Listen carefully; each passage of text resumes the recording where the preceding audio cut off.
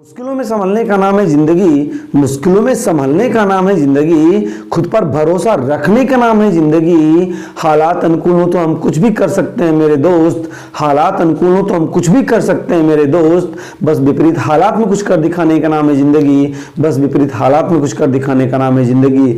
जी हाँ दोस्तों, हालात आपके कितने भी विपरीत क्यों ना हो, यदि आप उनका सामना डट के करते हैं तो एक न एक दिन आपको आपकी मंजिल जरूर मिलेगी।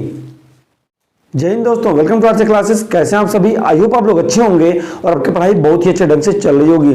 दोस्तों आइए स्टार्ट करते हैं आज सिंथेसिस का सेशन नंबर 6, जिसमें हम डिस्कस करने वाले हैं दोस्तों पार्टिसिपल के अंतर्गत पास्ट पार्टिसिपल को। जी हाँ, बिल्कुल सही सुना आपने, पास्ट पार्टिसिपल के अंतर्गत पास्ट पार्टिसिपल को, अर्थात पास्ट पार्टिसिपल की मदद से हम लोग ये सीखेंगे दोस्तों कि जब दो या दो से अधिक सिंपल सेंटेंस आपको दिए गए हों तो उसको कैसे पास्ट पार्टिसिपल की मदद से हम जोड़कर एक बनाएंगे। तो आइए बिल्कुल देर नहीं करते आज की वीडियो को हम स्टार्ट करें। इससे पहले मैं कहना चाहूंगा दोस्तों कि वीडियो नंबर 1 से लेकर के वीडियो नंबर 5 तक आपने नहीं देखा है तो डिस्क्रिप्शन बॉक्स में उसका लिंक है दोस्तों, जाइए फटाफट उसको वहां से पहले आप वॉच करिए। तो आइए बिल्कुल देर नहीं करते आज की वीडियो को हम लोग स्टार्ट करते हैं। देखिएगा दोस्तों, टॉपिक हम लोग का क्या चला है, सिंथेसिस। मैं बार बार एक बात रिपीट कर रहा हूं दोस्तों कि स्पेशली जो वीडियो है क्लास 11th और 12th के लिए, इसके ऊपर भी आप यदि पढ़ रहे हैं दोस्तों या फिर उसके नीचे वाली क्लास में भी आप अर्थात 9th या 10th में भी हैं तो आपके लिए वीडियो बेनिफिशियल हो सकती है। ओके, टॉपिक हम लोग का मालूम ही आपको पार्टिसिपल चल रहा है और टोटल सेशन नंबर कितना है दोस्तों? 6 है। तो आइए बिल्कुल देर नहीं करते स्टार्ट करते हैं। देखिएगा, सिंपल सेंटेंस के अंदर आज हम लोग डिस्कस करने वाले हैं दोस्तों पार्टिसिपल टॉपिक के अंतर्गत पास्ट पार्टिसिपल को। ठीक है, पास्ट पार्टिसिपल को हम लोग आज डिस्कस करेंगे। इससे पहले मैंने प्रेजेंट पार्टिसिपल और परफेक्ट पार्टिसिपल को ऑलरेडी डिस्कस कर दिया है। अब देखिएगा दोस्तों, यहां पे लिखा क्या हुआ है कि पास्ट पार्टिसिपल का प्रयोग वाक्य में कब और कैसे करें, मतलब कब करें और कैसे करें। तो देखिएगा कब करें दोस्तों, देखिएगा पहली चीज तो समझ लीजिए आप कि जो पास्ट पार्टिसिपल होता है वो मेन वर्ब के थर्ड फॉर्म से बनता है। किससे बनता है? मेन वर्ब की थर्ड फॉर्म से। अर्थात ये कह लें कि जो मेन वर्ब की थर्ड फॉर्म होती है उसी को हम कहते हैं पास्ट पार्टिसिपल। इतनी बात क्लियर हो गई? से बनता है तथा वाक्य में एडजेक्टिव का कार्य करता है। जी हाँ बिल्कुल, ये जो थर्ड फॉर्म होती है, मेन वर्ब की जो थर्ड फॉर्म होती है दोस्तों, वो एडजेक्टिव का भी कार्य करती है। ओके, तो इतनी बात क्लियर हुई कि जो पास्ट पार्टिसिपल कहते किसको हैं, तो मेन वर्ब की थर्ड फॉर्म को पास्ट पार्टिसिपल कहा जाता है और ये वाक्य में एडजेक्टिव का भी कार्य करता है। एडजेक्टिव मींस नाउन की विशेषता बताने वाला। क्लियर हुई इतनी बात? अब देखिएगा नीचे कब करते हैं दोस्तों, मतलब पास्ट पार्टिसिपल जब दो या दो से अधिक सिंपल सेंटेंस आपको दे रखे गए हो तो वहां पर हम कब करेंगे, वो सिचुएशन क्या होती है। देखिएगा कि जब एक वाक्य का ऑब्जेक्ट दूसरे वाक्य का सब्जेक्ट हो। बात को समझिए, एक वाक्य का ऑब्जेक्ट दूसरे वाक्य का सब्जेक्ट हो। जैसे मान लीजिए एक वाक्य आपको मिला, सब्जेक्ट जैसे उसको ऐसे समझते हैं। देखिएगा, एक वाक्य का ऑब्जेक्ट ऐसे लिखा हुआ है, आपने 2 सेंटेंस लिख दिया, तो ये जो पहले वाक्य का ऑब्जेक्ट है ये दूसरे वाक्य का क्या होगा? सब्जेक्ट होगा। बात को समझिएगा, दूसरे वाक्य का क्या होगा दोस्तों? सब्जेक्ट होगा। अर्थात पहले वाक्य का ऑब्जेक्ट दूसरे वाक्य का, ये सेंटेंस नंबर 1 और ये सेंटेंस नंबर 2। तो पहले वाक्य का जो ऑब्जेक्ट हो दूसरे वाक्य का क्या बन जाएगा? सब्जेक्ट बन जाएगा। Is that clear?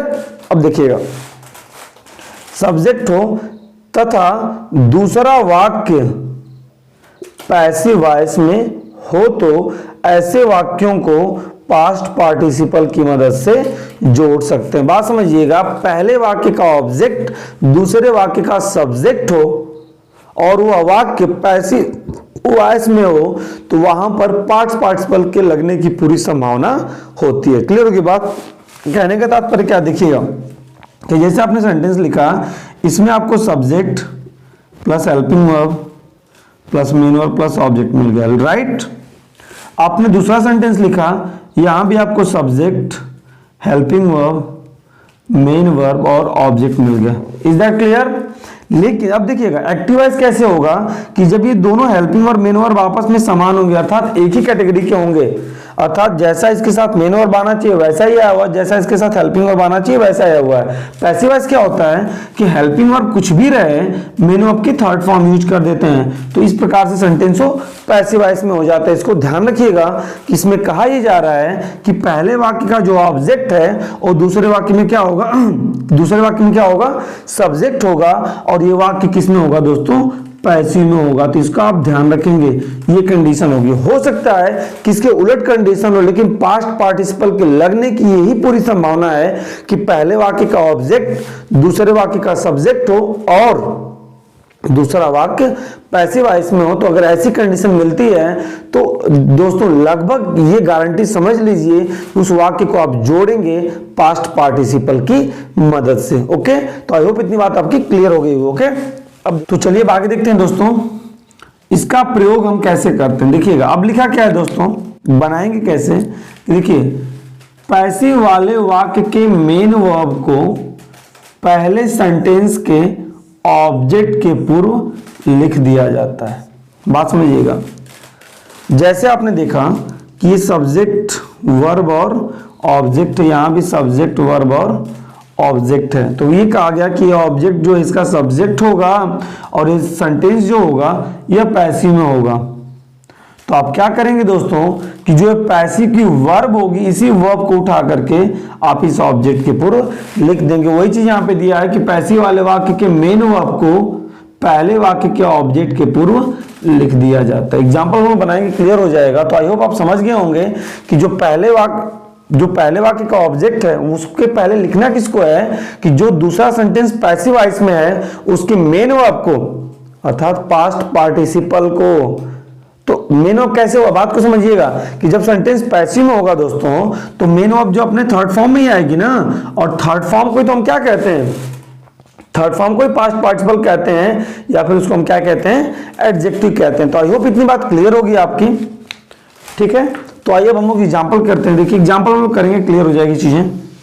देखिए पहला जो सेंटेंस आपका दिया हुआ है कि आई फाउंड माई पेन, मैंने अपनी कलम पाई, इट वॉज लॉस्ट। अब देखिए सबसे पहले हमें क्या समझना है कि पहले वाक्य का जो ऑब्जेक्ट है वो दूसरे वाक्य का क्या है, सब्जेक्ट है, क्योंकि पेन के लिए इट का प्रयोग किया गया है। और देखिए वाज के साथ आना चाहिए आईएनजी फॉर्म, लेकिन लॉस्ट का थर्ड फॉर्म लॉस्ट दिया हुआ है यहां पर, अर्थात ये थर्ड फॉर्म है। क्या मेन वर्ब की थर्ड फॉर्म है। तो इसको बनाने के लिए क्या बोल रहा है कि पैसिव वाले वाक्य के मेन वर्ब को, तो मेन वर्ब यही है लॉस्ट है, को पहले सेंटेंस के ऑब्जेक्ट, ऑब्जेक्ट यहां पे पेन है, के पूर्व लिख दिया जाता है। इस ऑब्जेक्ट के पहले हम इसको लिख देंगे। तो देखिए क्या बना कि आई फाउंड, अब देखिए इसके बाद ये वर्ब लिख देंगे लॉस्ट पेन, बस सिंपल है, बन गया।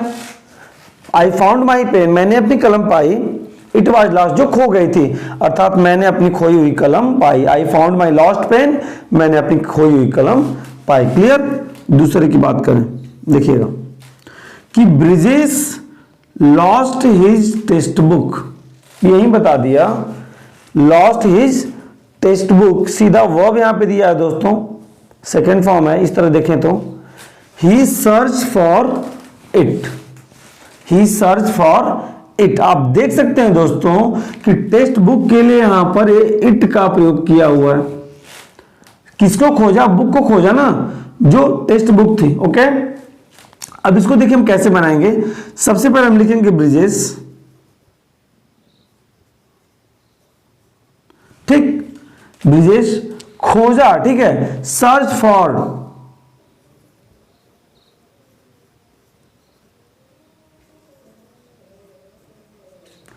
अब देखिए ये सीक्वेंस से फॉलो नहीं कर रहा है लेकिन बनेगा पास्ट पार्टिसिपल से।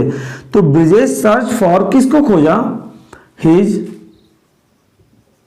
लेकिन एक सीक्वेंस आपको लग रहा होगा फॉलो कर रहा है दोस्तों। देखिएगा यहां पे कि Brijesh search for his lost text book, ठीक है।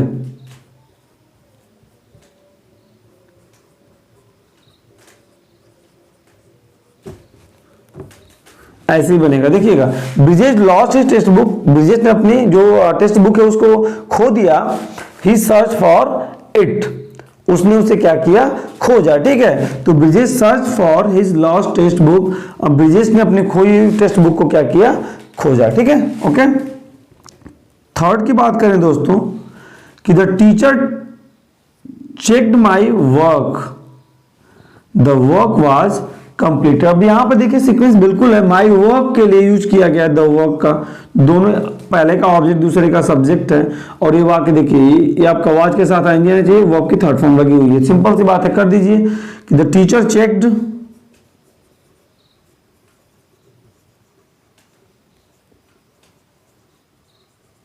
द टीचर चेक्ड, अब हम माई लिखेंगे ना, my completed work,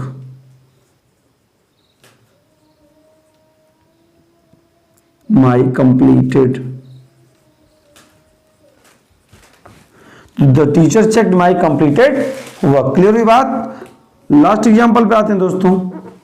the child was lost, the child was lost, he was crying for his father and mother. देखिएगा अब यहां पर चाइल्ड के लिए ही यूज किया गया दोस्तों, किसका, ही का। ठीक है, अब इसी में वो भी चीज दिया है दोस्तों, ये वर्ब की थर्ड फॉर्म में दिया हुआ है। ठीक है, तो अब इसको हम कैसे बनाएंगे देखिएगा, क्योंकि अब इस थर्ड फॉर्म है तो ठीक है, इसके बीच में आप रखना पड़ेगा। ठीक है ना, मतलब इस नाउन से पहले इसको रखना पड़ेगा। तो देखिए क्या हुआ कि the lost child, the lost child. ठीक, अब देखिए वाज लिखना पड़ेगा, द लॉस्ट चाइल्ड वाज, ये पूरा यहां से उतार दीजिए, crying for his father and mother. आप देख सकते हैं दोस्तों कि जो सेंटेंस पैसिव वॉइस की कंडीशन है वो पहले में ही मिल जा रहा है, जिस नाउन की बात कर रहा है वो भी पहले में ही है, सेंटेंस को पैसिव वॉइस बना रहा है वो भी पहले में ही है। तो सिचुएशन के हिसाब से आपको करना पड़ेगा, लेकिन सेंटेंस में यही है दोस्तों, कॉन्सेप्ट यही है कि जब ऐसी कंडीशन आपको मिल जाए कि पहले सेंटेंस का ऑब्जेक्ट दूसरे का सब्जेक्ट हो और दूसरा सेंटेंस पैसिव वॉइस में हो, तो हम क्या करेंगे, जो पहले सेंटेंस का ऑब्जेक्ट है उसके ठीक पहले जो दूसरे सेंटेंस की पैसिव वॉइस की मेन वर्ब की थर्ड फॉर्म है उसको उठा के वहां पर रख देंगे। सारे सेंटेंस में कंडीशन ऐसी ही हुई है, सिर्फ दो सेंटेंस में दोस्तों एक्चुअल हमने कॉन्सेप्ट को फॉलो किया है, बाकी दो में अलग तरीके से बने रखे। आप देख सकते हैं कि वहां पर भी उनका यूज किया गया, जैसे आप यहां देख सकते हैं कि चाइल्ड के पहले हमने मेन वर्ब की थर्ड फॉर्म लॉस्ट का थर्ड फॉर्म लॉस्ट का प्रयोग किया हुआ है। ठीक है, तो आप इसे रिमाइंड कर सकते हैं दोस्तों। मैं आपसे जरूर कहना चाहूंगा कि यदि इससे रिलेटेड आपके कोई भी कंफ्यूजन है दोस्तों तो आप कमेंट सेक्शन में जरूर पूछिए, कोई भी आपके डाउट्स हैं तो कमेंट सेक्शन में आप जरूर पूछिए। और हाँ दोस्तों, यदि वीडियो आपको पसंद आए तो वीडियो को जरूर लाइक करिएगा, चैनल पर नए तो सब्सक्राइब करिए, बेल आइकन प्रेस करिए ताकि मेरी वीडियो का नोटिफिकेशन आपको सबसे पहले मिले। और हाँ दोस्तों, भी शेयर करना ना भूलिएगा। मेरे सेकंड चैनल का लिंक डिस्क्रिप्शन बॉक्स में गिवन है दोस्तों, उसको वहां से जरूर सब्सक्राइब करिए। मिलते हैं नेक्स्ट वीडियो में, अपना ध्यान रखिए। जय हिंद, वंदे मातरम।